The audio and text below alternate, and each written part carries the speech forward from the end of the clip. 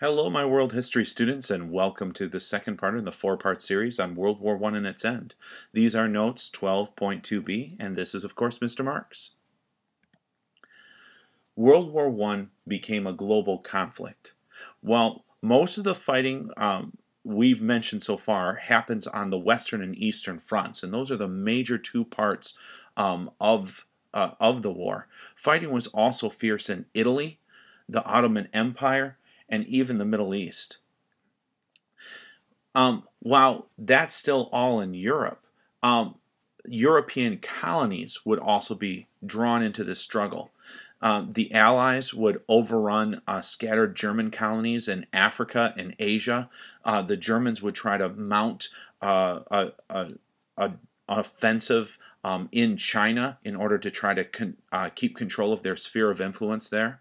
The European colonies, all of them, would turn to their own colonies, and for troops, the British would end up using entire regiments of Indian troops in their battles, especially against the Ottoman Empire. They would look for them for laborers, and they would look to the colonies especially for supplies.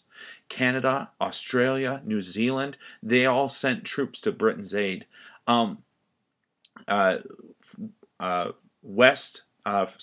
French West Africa would send troops in as well in order to help out on the European battlefields. The people in these colonies, they had some mixed feelings about serving. Some were kind of reluctant to end up fighting and dying in a cause that didn't touch them at all and was brought about for their imperial masters, as it were. One South African man would say, "When we speak of joining, our women curse and spit at us, asking us whether the government, for whom we propose to risk our lives, is not the one which sends the police to our homes at night to trample upon us." So there were definitely some bitter feelings there. Meanwhile, other colonial troops, they volunteered eagerly. They think that their service would be a step towards citizenship or even independence. As I said before, though, much of the actual warfare is going to take place in France. You can see the line, the red line between France, the French and German Empire, and then also along the line into Russia. One other place that would see a lot of conflict, unexpectedly maybe, was the Middle East.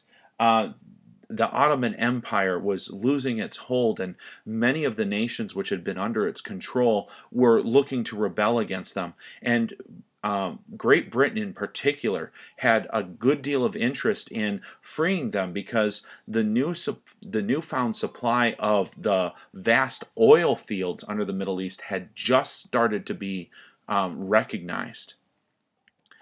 This is where famous English captain Lawrence of Arabia comes into play. He's a British military officer, eventually a general, who supports the Arab revolt against the Ottoman Empire. He is going to lead guerrilla raids against the Turks. He's going to train the Arab leaders in the use of modern weapons and tactics. He will show them how to use explosives to dynamite bridges and to destroy supply trains. Eventually, the Ottoman Empire is going to lose a great deal of its territory to these Arab rebels, including the key city of Baghdad, with the help of Lawrence of Arabia. The battles in Europe were not pleasant battles. In 1916, both the Allies and the Central Powers are going to launch massive offensives to try to break the stalemate.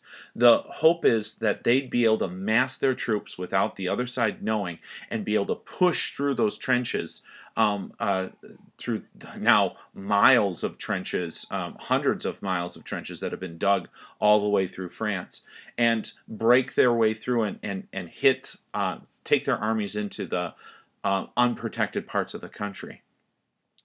German forces are going to try to overwhelm the French in what's known as the Battle of Verdun. but it won't work.